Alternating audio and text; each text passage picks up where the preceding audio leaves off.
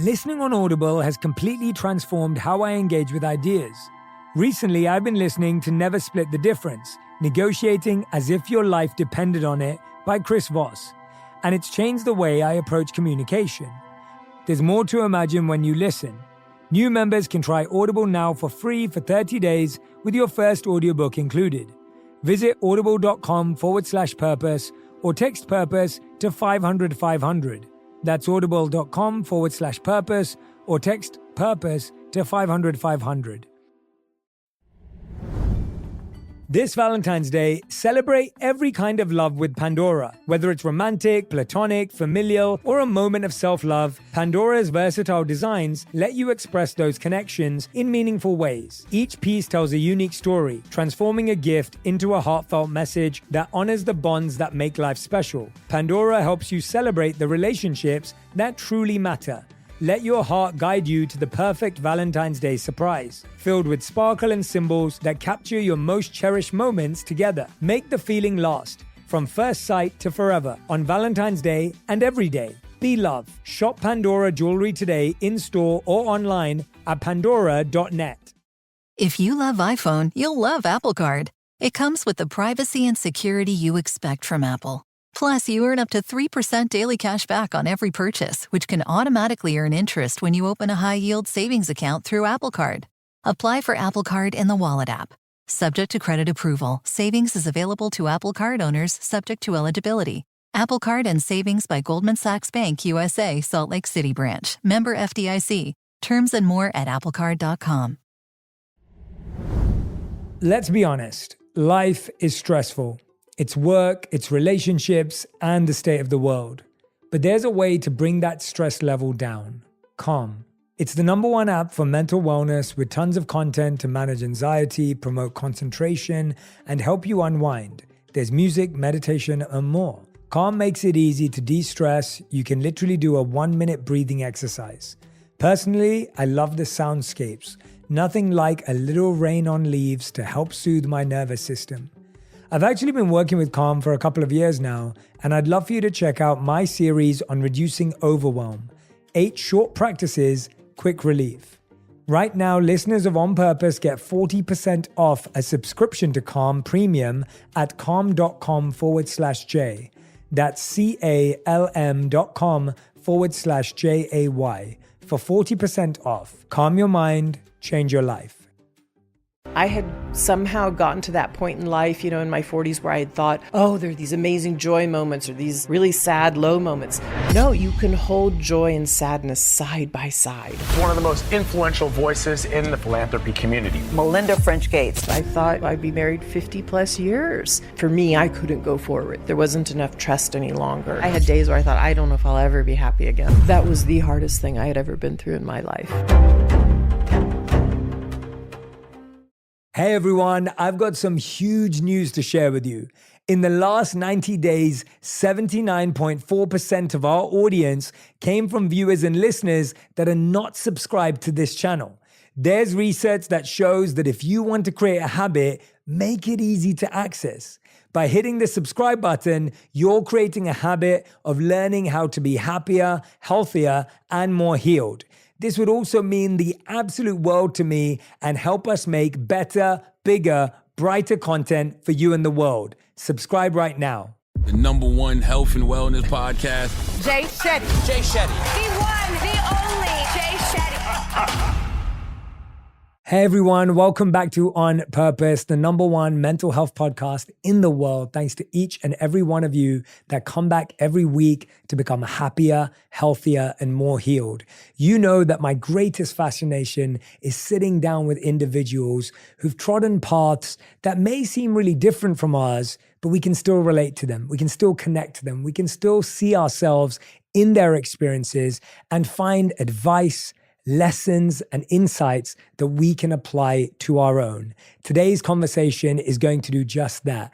I have the honor today of speaking to Melinda Gates, a philanthropist, businesswoman, and global advocate for women and girls. As the co-chair of the Bill and Melinda Gates Foundation, Melinda sets the direction and priorities of one of the world's largest philanthropies across the world. In 2015, Melinda founded Pivotal Ventures, a company working to accelerate the pace of social progress in the United States. Melinda is also the author of the best-selling book, The Moment of Lift. Go and grab it if you haven't already. Please welcome to On Purpose, Melinda French Gates. Melinda, it's such a joy to be with you. Thank you so much for being here. I'm so glad we could do this. I know, me too. And I want to dive straight in. I have so many questions I wanted to ask you, but I wanted to start off by saying you've gone through a lot of changes recently. So you just turned 60. Congratulations. Thank you. You're a grandma now, I believe. So congratulations.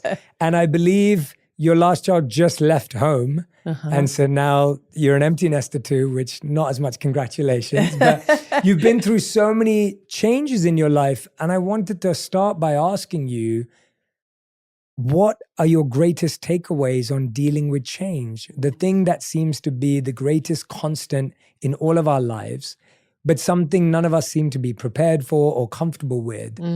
How have you learned to deal with change? You know, I think I learned to deal with change pretty early in my life because I went away for college. A lot of people in my school stayed in Texas. I grew up in Dallas. And I embraced change. Like I was excited to go away for college, excited to meet new people. And same thing, after I left college, I then switched. I went to college in North Carolina at Duke, and then I switched and went to Seattle to a brand new company, hardly heard of back then, Microsoft. And again, I just jumped in with both feet and I found it fun and I was curious to meet people. So to me, change isn't something to be afraid of. It's more something to embrace and say, oh, okay, here I am. I didn't expect to be in this place in life, but I am now. So, okay, how am I going to make the best of it? And I try to stay open and curious because so often people will come into your life if you have change in a new way or a new place. And I try to stay open and curious, like, oh, what might this person be here to teach me? Or what can I learn from them? Or can I connect to them in a different way? So I don't know. For me, change is in a certain way kind of fun and I embrace it. Where did that mindset come from? Because I feel so many people have the opposite experience where change is scary, change is daunting, change is worrying. I identify with how you feel about change. I chose to do pretty drastic things early on in my life, which made me very positive towards change because I had to go against the grain. I had to disagree with people that were close to me. I had to not worry about what people thought about my choices. And so I feel the same way as you do, that I've seen change as a positive thing in my life. But when I speak to people, change is one of the most scariest, worrying things. Where did your positive mindset towards change come from? Was it a family member? Was there something that happened early on in your life where you had a change and you adapted well? Where did that come from? I think it probably was my parents. I mean, my parents had both grown up in New Orleans, but then had gone away when my dad went to graduate school. They got married and moved across the country to California. Then they moved back to Dallas. My dad worked on the early Apollo space missions. Talk about change. Nobody had ever gone into space or gone to the moon. And I saw how excited he was, and he was excited about being part of it. And then my parents gave my siblings and me, I'm one of four, very middle-class family growing up, but they constantly gave us the message, you will be college going. There wasn't a choice. You will go to college. And it's a matter of where you go. You can go anywhere you want to go in the country. We'll take on the debt, but we highly encourage you to go out of state. We just think you will learn more about yourself and the world if you go out of state. And so I think because they had that mindset, I did choose a college out of state. I went to Duke in North Carolina. And to me, it just became kind of exciting and fun. And I think if at that formative time in life, if you're willing to go somewhere different and try something out, then maybe you're more likely to do it later. And then I never expected ever to have the role that I'm in philanthropy. But once we started the Gates Foundation, I had the opportunity to travel the world. And not that I wasn't already traveling, but I never would have gone to India, I don't think, as many times as I did, or so many different places in Africa. And I started to realize that the more you travel, it's like a book. The more books you read, the more you learn. The more you travel, the more you learn about people and particularly how similar we are. And so I think my parents ingrained that in me. That's beautiful. What were your dreams back then? Obviously, your mission is so clear now, and we'll get to that. But I wonder, because when I see the work you've been doing, which is absolutely phenomenal, and the fact that service is your entire life is so inspiring to me, and something I aspire for in my own life. But I wonder, where did your dreams start? Going to Duke, obviously an incredible institution in and of itself. Parents who wanted you to study and perform well. We'll talk about going to Microsoft, but what were your dreams back then when you're going to Duke? Like, what was the sky's the limit, so to speak? What was the sky at the time? Well, I was lucky that in 8th grade, my parents sent me to a course that my dad had been through his work, had just recently sent him, called the Successful Life Course, which I kind of think is a little bit of a funny name now when I look back on it. But they taught us a couple of things. One was to take quiet time in the morning, and the other was to set goals. Like, really have goals for your life, and don't necessarily share those with the world. Share them with a couple of people you trust. And so I set a goal of going to college. I set a goal during high school of, hey, I realize I actually want to go to college in computer science. So I picked a university that was good at that at the time. And I knew I wanted to be a professional working woman eventually with children. And so I think that sort of goal mindset really helped set me on my path to then go on to Duke and then go on eventually to a career at Microsoft. Who ran this course? It was a man and a woman. Ed Foreman was the man, and they were down in a southern part of Texas, and you would go off with a cohort of people you didn't know. My sister and I went together. Yeah, you just soaked it in. And they gave us a whole bunch of books to read. We had, we read Dale Carnegie's book on influencing people, right? And I think at the same time, I mean, again, very formative time in my life. I'm in 8th grade. I'm switching to a new high school. But in high school, I had these very liberal nuns. It was an Ursuline Academy. It was an all-girls Catholic school. We got the messages from all of our female teachers. We could be anything we wanted to be in the world. They were incredibly supportive. But the nuns also taught us two things. One was to take time in silence. There was a chapel in the middle of the school, which wasn't a fancy chapel. It was 2 classrooms, but they were put together. You could go and have this silent time. They would send us off on silent retreats. But they also sent us out to serve. The motto of the school was Serviam, that is to serve. And they taught us that, one person, just one person can make the difference in the life of another person. And if you are lucky enough to come to a school like Ursuline and somebody's paying your private tuition, which was my parents, you should serve. And so I served in the local public school 2 miles down the road. And I saw the difference in that public school for those kids versus where I was, or the Dallas County Courthouse, or the local hospital. And so I think those values got embedded very early on. I love hearing that, because those courses sound so close to the kind of programming we offer today. And I always think about just how even in formal education, you may not be exposed to some of these ideas, which seem like everyone should have access to them. And it's incredible that, you had a course like that you went to early on. I was going to ask you 2 questions about that. What have you found is the value of spending that time alone, both from the course and obviously from the nuns that you got in your school? Like, what have you found? Do you still do that? What has been the greatest value that you've gained from that over the last few decades? I spend time in silence almost every single day. And I just find, for me, it's often in the morning before I exercise or get on my phone or whatever. And I just find that that's the time that at least for me, that I can hear myself. I can hear in silence those moments of, I made a mistake yesterday. I didn't quite show up the way I wanted to. I wasn't my whole integrated self. Or, oh, wow, I would really like to show somebody today how grateful I am for them. I haven't gotten to do that in the last week. And so that time in quiet for me is just, it's a time to really connect to my soul and to, I hope, integrate all the things that have come over time in my life or in the day before.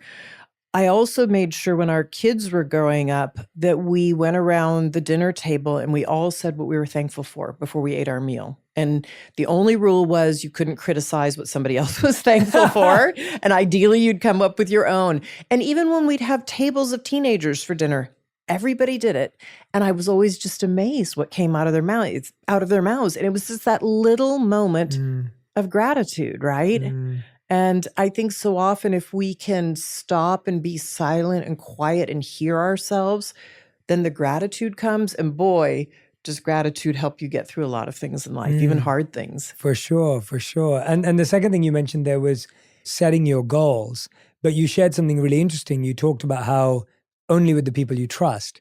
And I wanted to ask, what was the perception or the reason for that? Because that's really powerful, I think, for people to hear.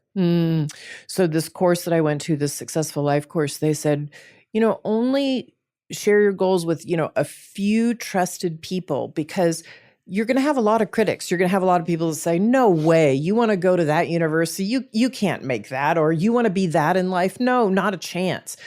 But a few trusted people who have your back and have your interest in mind, they will help you meet your goal or find your dream or advance you towards your dream. And I've found that to be very true all through life, actually. And it becomes incredibly important to cultivate those relationships with those trusted people, and vice versa, that you become there in their small circle of trust. Yeah.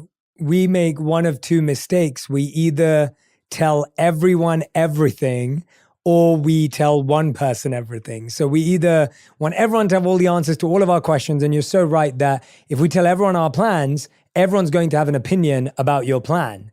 And that opinion may actually discourage you and disempower you because we're so opened up and exposed to people's opinions about us. And the opposite is also true, that if you only tell one person, that can be really hard as well, because that person may not have the tools or the resources or the experience to guide you. And so having this council of wise advisors or guides or mentors or well-wishers and friends can be such a powerful thing. I think when people are setting goals, it's probably one of the biggest mistakes we make today, where we announce it on social media to the whole world, or we tell everyone in our WhatsApp chat or group chat or whatever it may be. And it can be really, really tough. You're fortunate that you gained some of these exposures early on and they've helped you in your mindset. What's a lesson that you wish you would have learned earlier? What's a lesson that you learned later on in life that you wish you'd learned earlier? I have learned so many things later in life. And, I think I have 3 children. They're now in their 20s, so they're not children anymore. But you learn a lot when you're parenting your children. Like, you may think, oh, I'm a patient person, but you have no idea what patience is until you have children. And until you really are trying to pass your values on, you have to really kind of sit with, okay, what are my values? I thought I knew them, but am I living them so that I can pass them on? I would say one lesson I learned later in life was that the world really isn't built for everybody. What does that mean? I kind of assumed when I left, I was in such a supportive environment in high school with this all-girls school, that when I went out to university, I just met so many different people of different walks of life, which was fantastic and widening, and it helped me grow. But then when you go out in your professional career, I just began to see so many blocks for women and people of color, where I just assumed when we left university, we would have the same opportunities as men. Or even as I traveled for the foundation, I just assumed if we were getting a new technology out in a community, it went to the men and women equally. That was just a completely false assumption. And I think I didn't realize how the world had been maybe inadvertently, but set up for men. And I had to go back and learn some history to understand, how did we get where we are, to say, okay, well, how could we start to maybe accelerate some of that change? What was the first experience you had in your life? Like you said, you had none saying to you, you can be anything you want and opportunities are available. You had that training. When was the first time you had personal experience of, oh, I don't actually have the same types of opportunities as men? Well, when I went into computer science at Duke, there were some women freshman year, but by sophomore year, there was me and maybe a couple of others. And I realized that a lot of the young men freshman year were better trained than I was in computer science. So they were already coming in a step up, which is why we lost so many women. I was trained well enough, thank God, that I could persist and keep my self-esteem up to move through and to continue on. But I just started to realize part of the reason we don't have more women in computer science, and look how important technology has become in our society. We still don't have nearly enough women in the tech sector creating products. It's because we haven't offered the right, there are many reasons, but we haven't, for instance, offered the right classes to young women so that when they go to college, their confidence is up, they've programmed as much as young men, or that opening freshman class is a creative class, not just a coding tech class. So we have whole industries, for instance, in the United States that just are not as welcoming to women. Politics in our own country is not at all welcoming to women. I mean, women get harassed on the campaign trails so much more than men. And they will tell you if they want to run their campaign, say they want to become a state senator, they have to have had a certain amount of money to do that, which is why men usually will have more money by a certain point in their life saved up to be able to run, or a buddy will come in and will fund their buddy to be in politics. So there are just many places where there are roadblocks and barriers for women and people of color that don't necessarily exist for a white man. And I think we need to look at those and take some of them down so everybody can rise up into positions of power or use their full creativity. Yeah, you said you had to go back and study history a little bit to look at how that had transpired. What were some of the key moments or key points of history that you think were worthy of studying for people to look back at and educate themselves on that you think would be valuable? Well, for sure, the U.S. Constitution. I mean, there were no women in the room writing the Constitution. There are no Black people in the room writing the Constitution. If you try to imagine what we might have devised with other people at the table, and not counted women as you can't vote or you're not smart enough to vote, or Black people as slaves and so not worthy, you would have created a society. If the right people were at the table, you would have created a society that was probably more equal for everybody. And so, going back and looking at that piece of history, or looking at, I couldn't understand as I would go out for the foundation and meet so many women in so many communities in Africa or Southeast Asia who knew about contraceptives and had had them and no longer did. And they kept saying, why? Why don't we have them? You have them in your country. Why don't we have them? We used to. And as I had to literally learn the history of contraceptives around the world, what had happened with those, and even where my own religion, I grew up Catholic, where the Catholic Church had not wanted women to have contraceptives and blocked even funding for that. And yet we know that if a woman has access to contraceptives, she's healthier, her family or kids are healthier, and the family's wealthier, and it lifts them out of poverty. And so I had to learn that whole history before I was willing to say, okay, am I going to step into this very controversial issue? I'm Catholic. I have a deep faith. But what's the right way to step in also that maintains my integrity and what I've seen, but could potentially move this issue forward? Because it literally is a life and death situation often for women if they have their children too close together and their bodies aren't ready. Hey everyone, it's Jay here. My wife and I have had so much fun creating our own sparkling tea, Junie, and I've got big news for you. It's at Target, and we'd love your support. If you can go out, grab a Junie, you'll be adding adaptogens and nootropics into your life with mood-boosting properties aimed at promoting a balanced and happy mind. Through our commitment to our wellness journey and striving to fuel our bodies with the healthiest ingredients, it's been our purpose to make healthy choices accessible for all, which is why Junie is now on shelves at Target. So head to our store locator at drinkjunie.com and find Junie at a Target near you. How did you navigate that? It sounds like such a, kind of challenging situation with your personal values and beliefs historically mixed in with the research you're doing. Like, how do you walk those difficult paths? Because to me, that's often where we all find ourselves. Like, I don't think there's that much clarity. It's not always black and white. It's not always easy. It's not always like this is the obvious path, although we may try and make it that way sometimes. Often there's so much more complexity in even trying to change the world or having a positive impact in the world. How do you tread that carefully, also recognizing that there'll still be backlash? So this was all around 2011 and 2012 when I knew we needed to have more contraceptives in the world. We needed to further this issue. And I knew the foundation could play a role in that. And I started to realize that probably my voice in that would make a difference as a female. And I will be honest, I was terrified to speak out on this issue. Yes, I was using contraceptives. Yes, I was educating my children about their bodies and what they should do long term. But to step out on the world stage and say, this is what I believe, and know I would be attacked by my own church. As a little girl where I sat in the pews, and saw who was at the top of the church, like that wasn't something I wanted.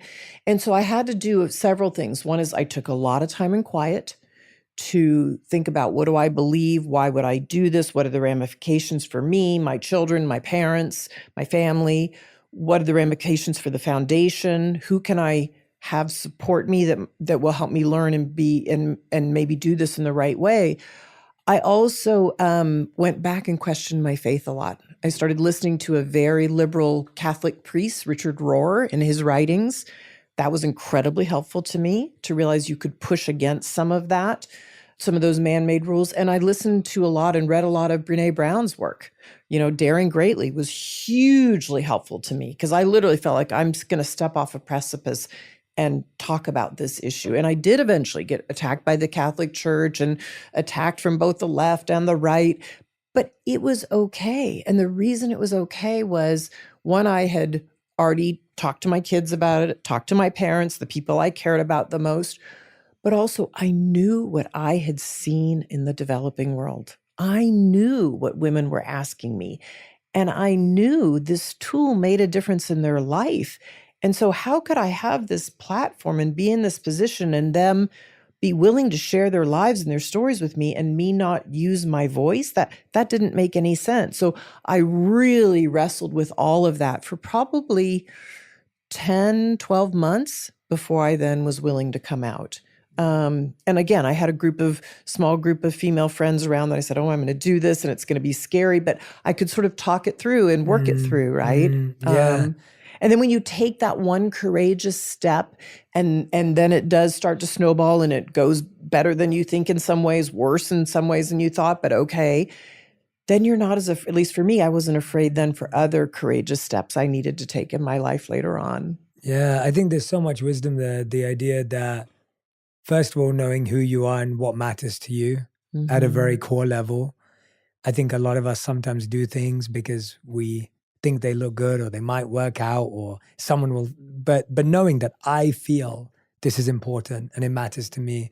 I love the idea of what you're saying of speaking to your friends, the people around you, and recognizing that it's not all, it's going to be great and everyone's going to love it. No, actually, there are going to be consequences, ramifications, challenges.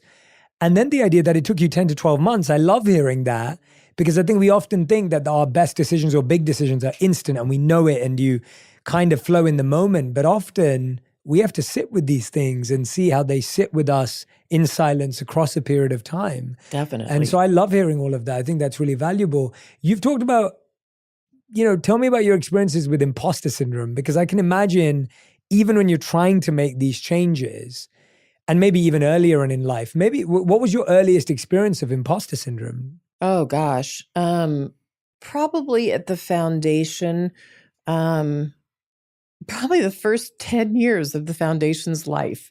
I felt like an imposter. Here I am.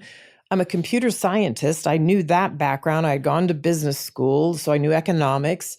But here we are in a whole different field. I mean, I'm literally, it's a whole second career for me. I'm learning about biology. I'm trying to understand from people in global health what can be done. I'm learning from doctors. I'm learning from community health workers on the ground. But I didn't feel like I could ever know enough to speak credibly on this topic because I didn't go to school in global health, or I wasn't a doctor.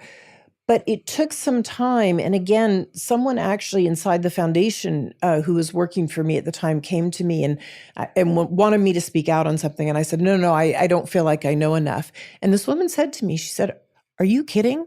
Just look at all the traveling you have done. Like, go back and let's look at all the trips you've done and all the knowledge you've amassed. She said, how many people have ever done that kind of travel in that way, to be in these communities and to be at the tables where the scientists, I could come back and scientists would explain things to me and I could ask. And I thought, oh my gosh, I guess I do know enough. And I'll never know everything. No one will ever know everything on the history of the earth. But I know enough to know what I know deeply at a core level and to speak those truths. And I started to realize there would be value in a woman doing that because I could speak on behalf of so many of these women that I had met and who'd invited me into their homes or shown me the tough circumstances of their lives. And I thought, okay, I've just got to go to get over this. If they've spoken to me, I need to speak their truths in the world. And so, again, I think the first Brene Brown book I ever picked up was The Gifts of Imperfection. And I learned to embrace all these places in me that I do see as imperfect. I still see as imperfect. I am an imperfect person. You're an imperfect person. We all are. But to embrace those parts of myself instead of push them away and say, but I'm probably enough. I'm still enough to be this messenger. Yeah, what advice would you give to people who are listening or watching and have that imposter syndrome? It's so easy to, there's goodness in that belief. Like I've always found that when I do doubt myself, there's actually beauty in that because it's a humility in accepting that I don't know. There's a goodness in accepting that I don't have everything figured out. I actually think we often play down that so much today. We make it sound like it's terrible to have imposter syndrome, but to me, anyone who has a conscience or a reflection mechanism will feel that pretty much whenever they grow into a new phase. So I find it very useful to display to me what's missing, what I've not learned yet, what I need to study, what I need to become educated about or focus on. How would you guide and advise people who are sitting here listening to us and they're thinking, Melinda, I don't feel like I'm enough. I feel like I'm not well placed. I don't know enough. I'm not good enough. I'm not whatever else it may be. How would you guide them through that? Well, I think it's what you said. You have to actually see the beauty in the imperfections. Somebody one time gave me a heart that had all of these sort of holes in it in a funny way. And I was going through something really tough. And she's part of my spiritual group. I'm also in a spiritual group, a non-denominational spiritual group. And she gave it to me and she said, Melinda, this is probably like your heart right now. Like you thought it was kind of perfect, but no, it's imperfect. But it's those holes and those difficult places that have formed you into who you are now as a person. And so I would say to people, start by looking at what messages you grew up with in your home. What messages are you getting in your workplace? What messages are society giving you? And are those possibly not true? And start to say to yourself, yes, there are places in me that are imperfect. And I agree with you. I think looking at those helps us remain humble and not narcissistic or in our egoic self, in embracing those and saying, but there's beauty in those. And what can I learn from them? But I do think once you embrace those parts of yourself, at least for me, I just know I feel more integrated and more like a whole person, right? Mm-hmm. And then sometimes you also need to go back and make amends. There are times where you've really, made some mistakes or said something hurtful to someone.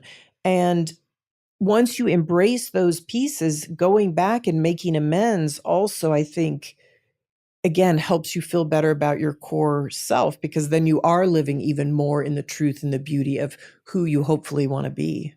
What else do you do in your spiritual group, and what does that look like? As people, I'm sure, listening and watching, you also want to have a spiritual group, a community, a tribe. What does that look like? What do you do and how does it function? Yeah, so there are 8 of us women that are in this group. We formed it in 2001. At the time, we all had small children, going through school, and we were of different religions. Actually, 1 or 2 were just came from no religion at all. And we just agreed that we would meet monthly, second Wednesday of the month, and we would pick a reading or a book, and we would all be with it, sit with it, read it, whatever it was. We all committed to taking some time in silence every day, even if it was only 10 minutes. And then coming to the group and having it be a trusted circle where we could share our innermost thoughts about that spiritual reading, about something going on in our life. And it just became a group that became central to my life. And I would say vice versa. I know these women incredibly well. and their trials and tribulations and losing a parent, or not sure how the marriage is going to go, or gosh, I didn't parent very well in that moment, or here's where something has touched me deeply in my life, nature.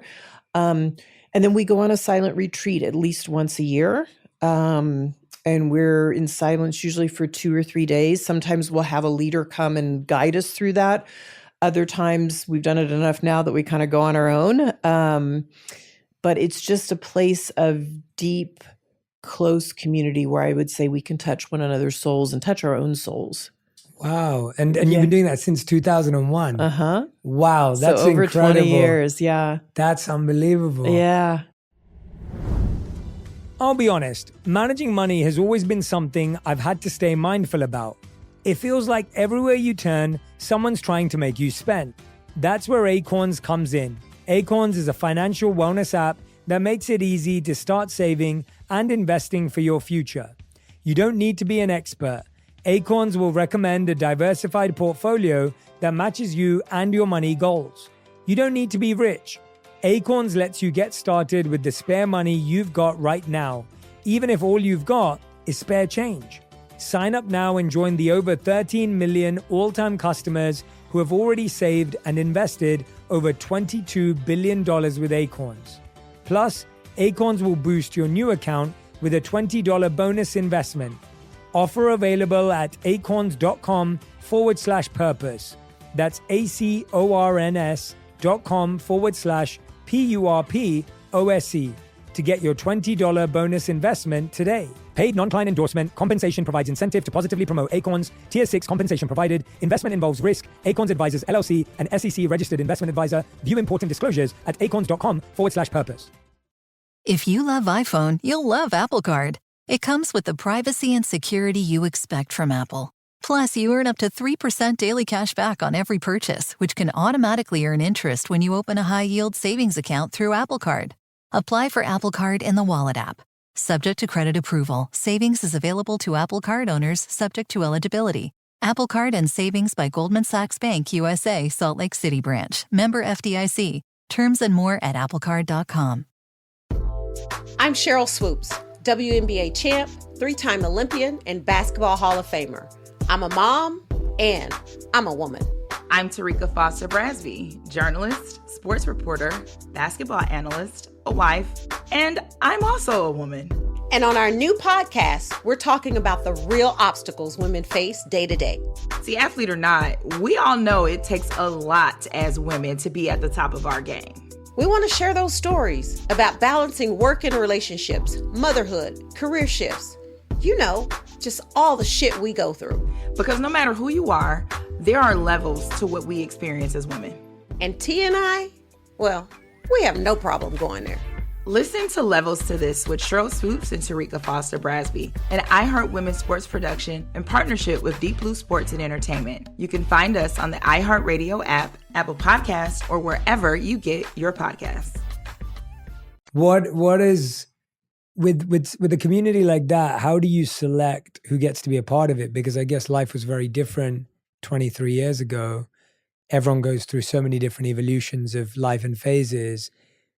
How do you pick who stays, who leaves, who goes, and build that together? How does that work? Well, at the time that we formed the group, we didn't all know each other. So there was connective tissue between, I would say, 3 of us, who then brought in others into the group. And we formed enough trust over time that we knew, that the information wouldn't go outside the group. You didn't go tell your spouse or certainly your children or your mother. And we had one hiccup with one person in the group who it just over time, that person, it was clear, wanted to spin out. And so she did. That was okay. But it just became this place of trust and life lessons and sort of milestones. We've been through so much together. And I wouldn't say that we all are best friends. Like some of us are closer than others, or the groups reform based on somebody losing a parent, but we're just there for each other. Like we have each other's backs. And it was when I was thinking about coming out on talking about contraceptives and being a bit more public for the foundation, which I hadn't been before, I talked it through with this group first. They were one of the first places I said, I'm going to do this. And I am terrified. I'm absolutely terrified. And I knew they could almost be a trust counsel for me to tell me the truth of, well, look here, be careful there.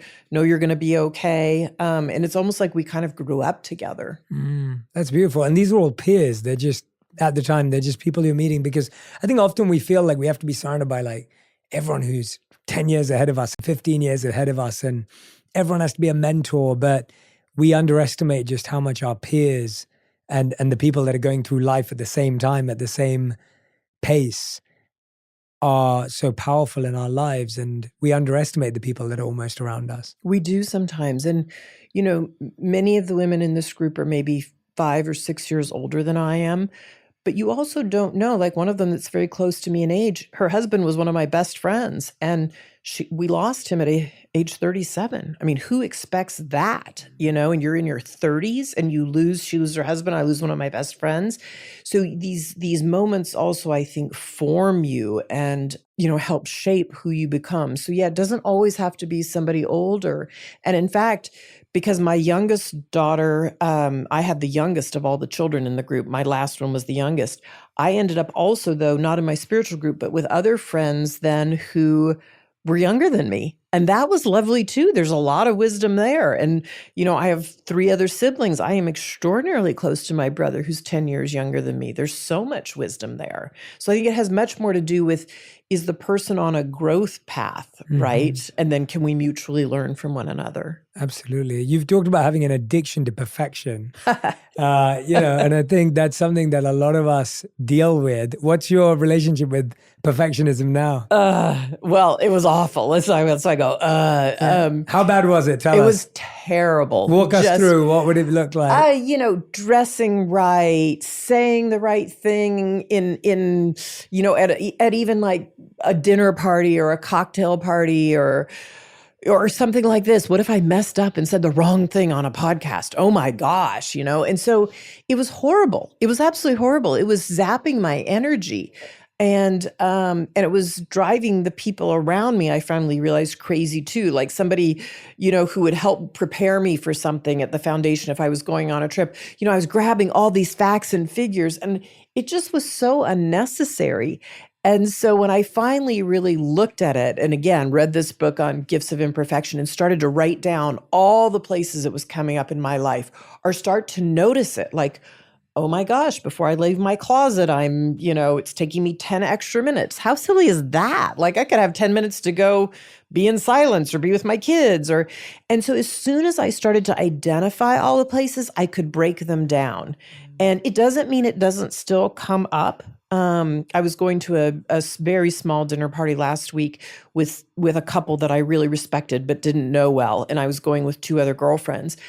And literally the hour before that, I went to get a bit of time in quiet. And I realized that feeling of not knowing enough was coming up, that perfectionism. I need to know this. What if they ask me this about the foundation? Oh my gosh. And then I just was like, no, stop. Just stop. I'm going to be enough. And there might be some things I can't answer tonight that I forgot that particular statistic, because I haven't been in that country in a while, but so what? Once you can start to let it go. And again, I could just say, okay, well, I'll just be myself. Then it's fine. Yeah. And how do you stop that recurring voice that judges you, criticizes you, maybe even afterwards says to you, oh, you shouldn't have forgotten that statistic. Oh, if you would have said this, then imagine how it would have gone. I think it's hard enough to quiet the voice before you go, let alone the voice that comes afterwards that kind of puts you down even further and says, you could have done so much better. You should have done better. And especially as someone who's come from a high-performing college and job and everything else, like, how is your relationship with that voice evolved? I used to get that so much after an event or something I'd done. It almost never comes up anymore. It maybe comes up, How? I stopped judging myself. And when I stopped, and I also stopped judging other people. When I learned to not judge other people, I realized you have to look at when you judge somebody else and your finger's pointing this way, like Byron Katie says, there's 3 fingers pointing this way. And so I realized if I had a judgment about even say a friend, right? Well, gosh, I needed to look at is that judgment really about them or is it about me? And so often the thing I might be picking on in my mind about them was actually about me. And so I had to learn to say to myself, okay, what is it in myself that I don't like? And can I just be okay with that? And so, boy, believe me, I've made so many mistakes. My kids tease me all the time. I'm terrible with people's names. And yet it's a sign of respect, I think, if you use somebody's name. They have endless stories about how I how I messed up their high school friends' names. But it's okay. I was trying to be respectful. I'm human. And I also think the more I can humanize myself in front of other people, the more I take down the barrier between me and them. And we can see we are just humans, right? Mm-hmm. Absolutely. Absolutely. What do you judge yourself? Do you later say to yourself, oh, I should have said this, I should have said that? I think it took me a long time to get to a point of giving myself grace. There you go. And not making myself feel that I had to be anyone else apart from myself. And that the perfect performance wasn't actually satisfying to me. It just gave me more to have to live up to. Mm-hmm. And so when I first started doing what I do, it felt like in every room, in every conversation, I had to say something magical and miraculous and profound. And often I'd say something very basic, yet it would feel that way. And sometimes I'd say the most profound thing and it would be seen as basic. And I started to realize very quickly that if you were spending most of the time in your head just trying to figure out how to be a certain way or come across a certain way, which is what all of us do, Sure. you actually lose the opportunity to be present and have the experience and probably say something and hear things that actually have an impact on other people because you're actually there. And so it was learning to trust myself and trust that whether I knew the right thing to say or I didn't know, that was perfect just as it was. But I think that grace is something we have to develop and cultivate and build because it's so natural. I was just at Goldman Sachs on Monday. We were doing a talks at Goldman Sachs and it was all around the benefits of mindfulness mixed with a high performance culture. And so it's like, how does that work? If you're a high performing trader, what does it mean to practice mindfulness and grace? There's not a lot of space for grace if you're losing $20 million or whatever else it may be, and 200 million, it could be so much more. So what does that look like to give yourself grace? And I think we equate grace to weakness. We think if I'm kind to myself, then that's weakness. And actually, I found that guilt blocks growth. For sure. That guilt doesn't make you grow. No. Guilt can maybe make you feel bad for a second and push you in the right direction. But over a sustained period of time, guilt will drain you. Totally. And so I think grace does what guilt can't. It says, I'm going to give some space to where I'm at so that I can get back on the horse. Whereas if I just guilt myself, I'm going to keep pushing myself down into the ground. I'll never get back up. My thinking on guilt is that sometimes it can point to where you're off of your integrated self. And it's very important to pay attention to that. So for me, when it comes up in silence, I try to really look at, okay, was I off of who I want to be? Grace is one of my absolute favorite words.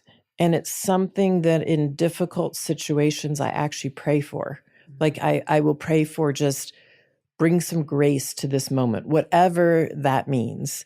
And I think so often, again, I think sometimes if we're trying to say the right thing or do the right thing or not say the wrong thing, we're kind of actually in that egoic part of ourselves as opposed to saying, just let grace come through. Whatever is meant to be, let it happen in this moment. And I will say, for me, because I have traveled a lot to these rural settings, low-income countries and communities, I will often pray for grace before I go in and for the conversation to try and drop any judgments I have so I can just meet the person where they are at and they can meet me and I can see, is there something that can come out of this of beauty, a learning that maybe we can work on or they can work on or but yeah, grace is actually one of my absolute favorite words. Oh, I love that. How hard was it to give yourself grace through the divorce? Because I feel like that feels like, for a lot of people, can feel like one of the biggest failures, challenges, stresses. It's one of the hardest transitions and changes that you go through in life. How hard was it at that time to give yourself grace? What did that look like? Yeah, that was the hardest thing I had ever been through in my life. Let me be really clear about that. Why? Well, you have an image. I thought I was going to be married for life. I thought, I'd be married 50 plus years. And so all of a sudden you see that even despite very, very much work, and counseling, that what you had doesn't actually exist, and that for me, I couldn't go forward, that there wasn't enough trust any longer. And so it wasn't something I wished for. I certainly didn't think I would be in my late 50s and be divorced, it was okay that people were divorced. I didn't have some problem with that, but I didn't know that was going to be me. And it was incredibly challenging. I've never cried so much in my whole life. And I prayed a lot for grace for myself, for grace for my children, for grace for the situation, that we would somehow get through this as a family behind the scenes, and hope to God it wouldn't be public before we were finished, because I knew that would be a whole nother thing. And I think sometimes the only way I got through was because I do have a faith. And thank God I had close friends who I could talk to on the hardest days, and a good therapist. But it is not something I would wish on any family. It is a very, very difficult thing to go through, because you're pulling apart something that has been tightly woven together and that you believed in. And I will say, though, on the other side, there can be a lot of beauty. Once you get through the rough patches and things finally kind of calm down for the whole family and everybody on the other side, there can be a lot of beauty. So I never thought I'd be in my late 50s. I'm about to turn 60 and be single again, right? Who expects that? But I didn't. But hey, it's pretty great too, And so I look in the hardest of hard times. I say to myself, just pray for grace and know there'll be something that comes out of this struggle. I'd read a book many years ago, called Awakening Joy by James Baraz and Shoshana Alexander. And one of the things I had learned from that book, I carried it around in my briefcase for years, or my tote bag, is that you can hold joy and sadness side by side. I had somehow gotten to that point in life, in my 40s, where I had thought, oh, there are these amazing joy moments or these really sad low moments. No, you can hold both side by side and realize that even when you're really sad, there's going to be joy again. It might take 10 minutes, it might take 10 months, it might take 10 years, but there's joy, and both exist. And I started to learn to be able to hold that duality. Yeah, it's so interesting to me. I was speaking to someone yesterday who'd just broken up with a 5-year relationship, not married, just a partner. And they were saying to me, they were like, I know there'll be better days, but I can't see how right now. Like, I know it, but I can't see how right now. And I think that discomfort is probably one of the most piercing emotions that you can have, because sometimes people even go as far as there'll never be another good day. Mm-hmm. But sometimes we can see there's a good day, but we don't know when. Walk me through the emotion of when you know something is ending and your vision of what something was is crumbling, and you don't know what that next phase looks like. Like, walk us through the emotional navigation of that, because I feel like that's what so many people struggle with.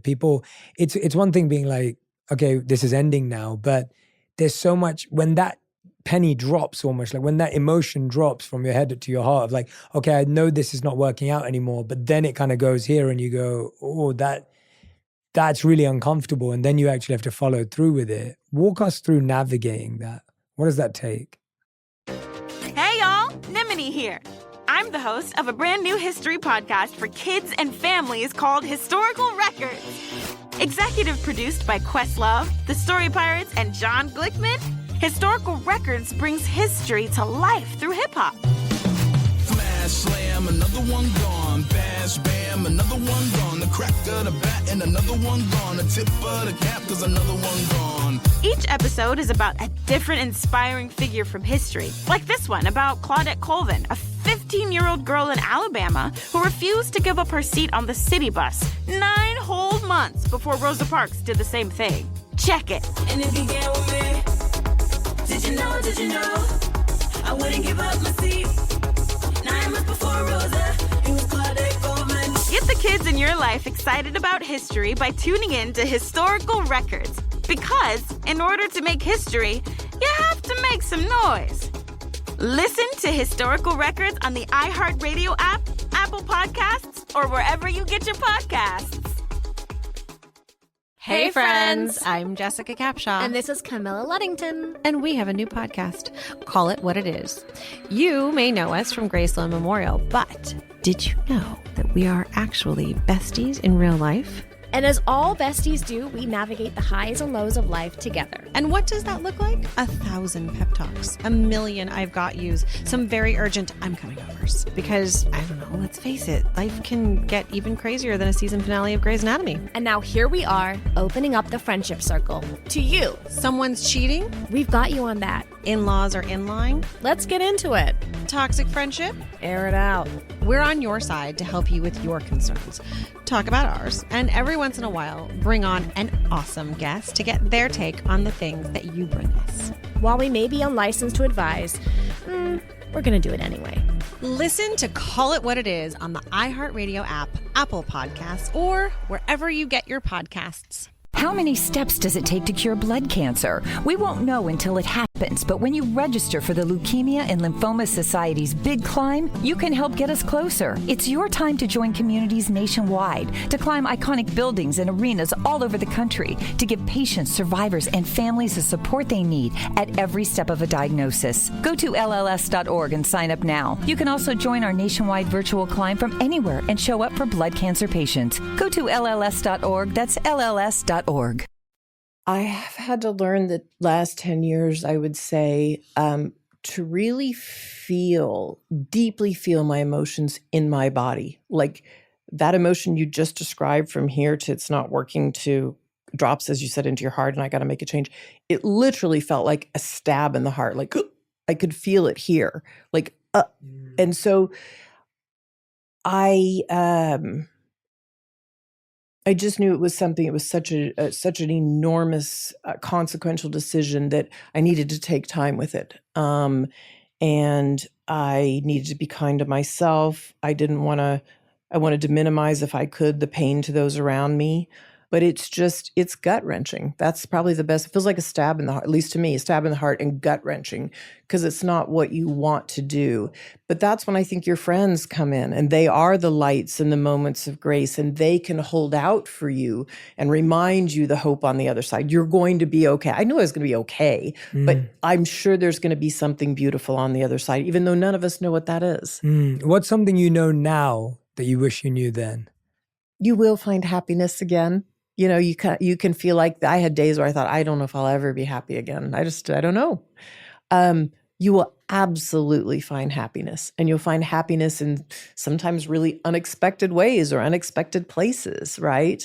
And I don't know, at least for me, I learned to appreciate the world more, appreciate my friends more, my family more, being in nature. So you'll be happy again. You just can't feel it in the moment.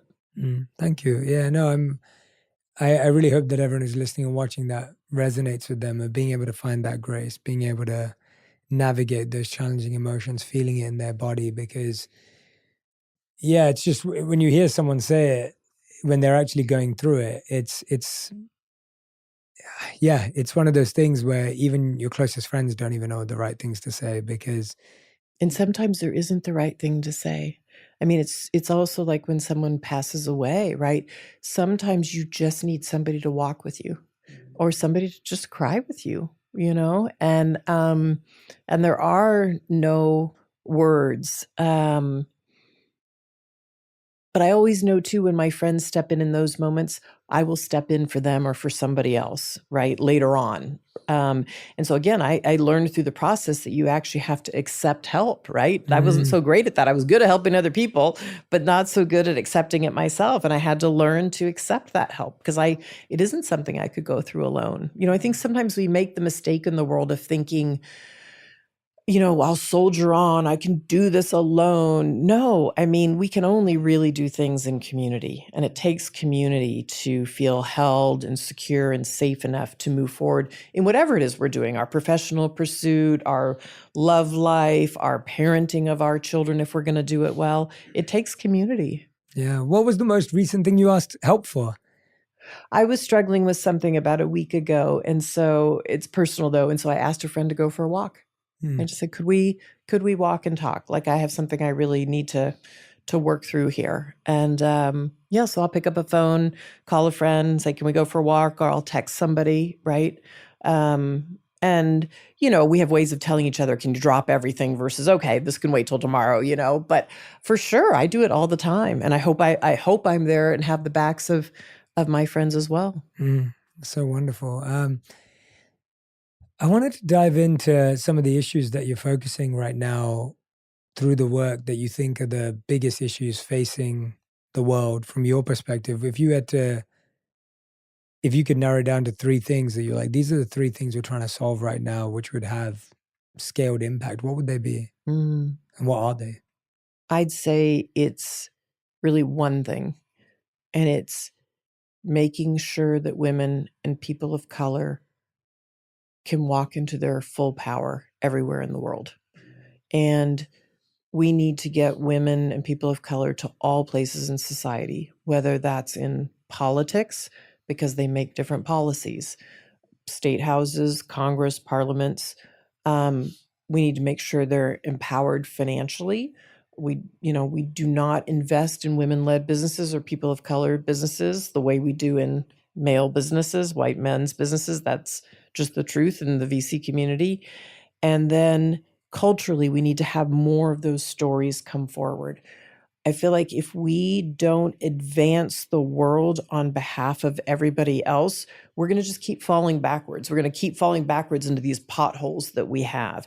And so I would like to see, more women be able to step in their full power everywhere in the world. And it does. It's hard. It means breaking down social norms in certain places.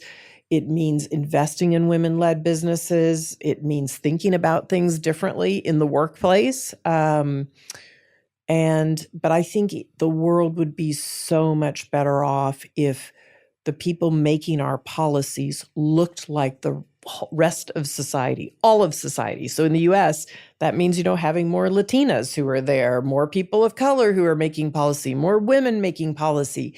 We would just reflect more all of society instead of a certain echelon of society. And, it's still, for instance, just to give you one example, I go places in the world and people just kind of scratch their head and say, the US has no paid family medical leave policy? No family leave policy? Like, don't you care about your children? And then you go to a place like Sweden or Norway who've had it for 30 years. And the men, it's not just the women, the men take time off at the birth of their child. Well, guess what? Then they participate more. They're more involved with the child. Things are more balanced in the home. And so, but it's because we don't have enough women in our US Congress and Senate and other places to be able to create those policies, right? We have them in 13 states now, but we don't have a federal policy yet. That just shouldn't be. Not in this day of working parents where most couples, both parents are working if they have kids. And systemically, what does that actually take? Like to actually achieve that? Like what is the actual work that has to go on behind the scenes to make that happen? Because I think we only ever hear about it if it becomes news. Like you're saying, if someone gets voted in or someone gets a position of power, but what's happening years and years and days behind the scenes to make that happen? Like, what does that actually take? It means there are lots of groups that organize and work on this, but it means funding women's political campaigns, supporting them when they get harassed on the campaign trail, giving them the tools so that when they get into these halls of power, they know how to make good policy, right? In the past, we just have not done that. We haven't done it at scale. So that's one example. In the venture capital space, it means really looking at women's businesses and seeing, just because they don't look like the other businesses we've seen, these are valuable businesses or people of color, but we have to break down the bias that has been there that says, oh, well, you don't take enough risk, or I've never seen a business like this before, or maybe you're not trained up in the right way. We have all these sort of biased excuses instead of saying, no, let's fund these businesses. And then what happens is you'll have women and people of color, if you have them in all places in society at the top, it means a young woman can look up and say, oh, there's 36 archetypes of women who are politicians. There are 36 archetypes of women CEOs. I don't want to be like those 6, but I want to be like one of those 2. Young men can look up and see 36 archetypes in politics, 36 archetypes as CEO, 36 archetypes on Wall Street, right? And go, I don't want to be like those guys, but I want to be like those. We're just not there yet. And so we've got to invest more in this if we're going to create true lasting change in the country. Yeah, no, I mean, definitely speaking from the person of color point of view, like I was never raised with that belief system that there were any things that were outside of my possibility. My parents never made us feel that our color of skin would hold us back. And so we worked hard, we pushed forward. And it was only until much, much later, probably more recently, where I started to realize certain differences. And it was almost as if not that they were hidden from me or that I wasn't aware of them. It was just I started to recognize how differently even sometimes I was criticized or looked at versus counterparts who may not have that. Like I'd often hear things like, well, Jay's using his culture of meditation to make it spread across the world, and that's watered down, and it's not the truth of his tradition, or whatever it may be. And I was like, well, wait a minute, but this is my tradition. Like this, I grew up with this. I'm only sharing what's actually from my home country and where my parents came from. How fascinating that there have been other people who have taken that culture and spread it all across the world and never had to deal with that feedback, whereas that's feedback that I have to deal with. And it sounds very random and niche, but that point being the same, that sometimes you're held to a different standard. You are. Even though it is your own. Totally. And it's bias, or it's people projecting onto you because they haven't seen somebody like you before. And so it'll be, I think a lot, as a woman, I'll say a lot of times it's these sort of little indirect ways that things come in. No, you can't. No, you shouldn't. No, we've never seen one like you before. And so I think if we, somewhat, I was lucky I got protected being an all-girls school, but it wasn't until I went out to the workforce. And I hear even men talk about these days, look, I've educated my daughters and sons equally, in schools, but then I send them out into the workforce and my son sort of soars pretty easily. And my daughter just keeps hitting these barriers, right? And so those are some of the things we have to look at as a society and take down. Have you ever heard anything from your own kids that felt like that, where you're like, oh no, like... Less so them specifically, but their friends for sure, particularly their friends of color. And my sense of that was always just to support them and tell those kids, you can be anything you want to be. Just because that white person tells you no, I see you. You've been in my house. I see you. I know what you're capable of. Keep going, right? Or also, I think, some... men are more networked in the world. They're more natural networks they connect into. So again, sending girls out or kids of color and connecting them into our networks so they get that first internship. So the corporation sees them as like, oh my God, they are talented, right? But there aren't those natural networks to connect them into today, or we have to push harder to get them in, right? And I think all of those kinds of things can help. What are the top 3 values that you wanted your kids to embody that you felt were real priorities for them to operate as humans in the world today? I wanted them to be kind. I wanted them to develop their talents, whatever that was, because I said to them, you have some inherent talent that is up to you to figure out that you can give to the world, whatever field that is in. And number 3, you've been lucky to grow up in the United States and to grow up in a situation where you didn't have to worry about paying for your education or your health care or your housing. Like, you are lucky. So you you have to give back to the world. So just as my parents said to me, you will be college going, my kids got the message is you will give back to the world. Now, I've always said to them, have your own career first, know what you're good at, but at some point you are expected to give back. And I've actually been pleasantly surprised that all of them, even in their 20s, have figured out how to give back in different ways. And again, it goes back to that thing that I learned in high school, which is one of us can affect somebody else's life, right? If you grow up in the United States, you are lucky. Even in a tough circumstance in the United States, you're lucky compared to the way people grow up in many other countries. Hey friends, I'm Jessica Capshaw. And this is Camilla Luddington. And we have a new podcast, Call It What It Is. You may know us from Graceland Memorial, but did you know that we are actually besties in real life? And as all besties do, we navigate the highs and lows of life together. And what does that look like? 1,000 pep talks, 1,000,000 I've got yous, some very urgent I'm coming overs. Because, I don't know, let's face it, life can get even crazier than a season finale of Grey's Anatomy. And now here we are, opening up the friendship circle. To you. Someone's cheating? We've got you on that. In-laws are in line? Let's get into it. Toxic friendship? Air it out. We're on your side to help you with your concerns. Talk about ours, and every once in a while, bring on an awesome guest to get their take on the things that you bring us.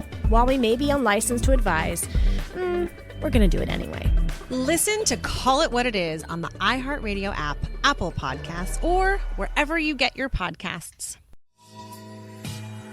In a galaxy far, far away. No, babe, that's taken. We're in our own world, remember? Right. In our own world, we're two space cadets. And totally normal humans. Sure, totally normal humans. Embark on a journey across the stars, discovering the wonders of the universe, one episode at a time. We'll talk about life, love, laughter, and why you should never argue with your co-pilot. Especially when she's always right. Right. And if we hit turbulence, just blame it on Mercury retrograde. Or Emily's questionable space piloting skills. Hey, join us on In Our Own World for cosmic conversations, stellar laughs, and super corny dad jokes. Listen to In Our Own World as a part of the My Cultura podcast network, available on the iHeartRadio app, Apple Podcasts, or wherever you get your podcasts. And don't worry, we promise to avoid any black holes. Most of the time. Hey, I'm Gianna Prudenti. And I'm Jamae Jackson Gadsden. We're the hosts of Let's Talk Offline, a new podcast from LinkedIn News and iHeart Podcasts. When you're just starting out in your career, you have a lot of questions, like how do I speak up when I'm feeling overwhelmed? Or, can I negotiate a higher salary if this is my first real job? Girl, yes. Each week, we answer your unfiltered work questions. Think of us as your work besties you can turn to for advice. And if we don't know the answer, we bring in experts who do, like resume specialist Morgan Sanner. The only difference between the person who doesn't get the job and the person who gets the job is usually who applies. Yeah, I think a lot about that quote. What is it? Like, you miss 100% of the shots you never take? Yeah, rejection is scary, but it's better than you rejecting yourself. Together, we'll share what it really takes to thrive in the early years of your career, without sacrificing your sanity or sleep. Listen to Let's Talk Offline on the iHeartRadio app, Apple Podcasts, or wherever you get your podcasts. How did you guide them through the process of growing up with such famous parents and known parents? Because that's a really hard thing, like to grow up where everyone knows who your parents are, everyone recognizes your name, everyone. How have you helped them navigate that? Because I can imagine that's not easy at all. It was difficult for them, and I knew it was going to be difficult. When they were young, well, two things. One is we didn't have the TV on in the house, so they literally didn't know, in fact, their father was kind of who he was in the world. He was just dad in the house, you know? And I was not out speaking in the world that much then. And so we enrolled them in their schools under my name, my maiden name, French. And it would give us 2 to 3 weeks where I would be dropping them off at school and they were just like everybody else. Nobody knew their dad was who he was. And it wasn't until he showed up that people went, oh, those are his kids. But by then they were already in the school and we were seen as a normal family. So that was done intentionally. It was super intentionally. And I would sit down with the administration before the school year and talk about the values we had. And I expected them to be treated like everybody else's kids. And if my kids were acting out, I wanted to know about it. Or if they were acting wealthy, I went to school. I went to university with other wealthy kids, and I wasn't. I saw how some of those kids acted. Those weren't going to be my kids. So that's how they started elementary school. And then as they got to middle school and high school, we would have conversations with them about, would you like to keep your mom's maiden name, or would you like to adopt Gates? And different ones chose different things of the three of them at different times. But we just didn't make a big deal about what we were out doing in the world. You know, their world, they were very protected by their schools and by our home life. Yes, they grew up in a very fancy house, but, you know, they had chores. They knew that they had an allowance. We didn't just buy them something. And when they finally got to the age where they had a phone, if they broke their phone, there were rules about how that got replaced. We just didn't give them a new phone, right? So they grew up with that. And I think it taught them the value of money. It taught them that, okay, they could see when I was out speaking more, they knew why. They could see what their dad was doing, especially in philanthropy, rather than, oh, my parents are living out their values in the world. But they were very protected by their schools. And I think that served them incredibly well.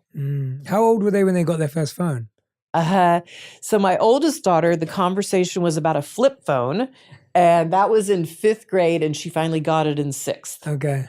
And the difference between when she went through high school then versus my youngest, which was 6 years later through the same high school, 2 girls, because the son in the middle, but the 2 girls, the difference between not having social media in high school and my oldest went through, and then my youngest having social media by middle school, just profoundly different in terms of parenting. It was like a switch went on, and even the adults in the school having a phone, it was just so different. But we did have rules early on. They plugged their phones outside their room at night where I could see them. And when I'd wake up at night and go, look, that phone better be in the place that it was supposed to be. Now, whether they snuck it back to the room for a few minutes and brought it back, I've now learned a couple of them did that. But, we had rules about those things. And I think that served them well. How do we create a culture of giving and service, Melinda? Because I think some people would look and say, oh, it's easy to do it when you have billions to give away, or, millions to give away, or whatever else it may be. And I remember in my spiritual tradition, one statement that I always used to love is, God doesn't see how much you give, God sees how much you hold back. And it was this idea of, I've always appreciated that sentiment because, and I had parents who were very giving, even though our household income for me growing up was no more than like £50,000. And my parents were still very charitable in the way they could be. And it set a really good tone for me. And then when I lived as a monk, we did a lot of service work, and that has continued in my life afterwards as well. And that continues to be an important part of my wife and I's life, of wanting to give back, wanting to serve. But I think it's hard because so many people are struggling financially. So many people are struggling economically. There are far less opportunities that people have to even take care of themselves.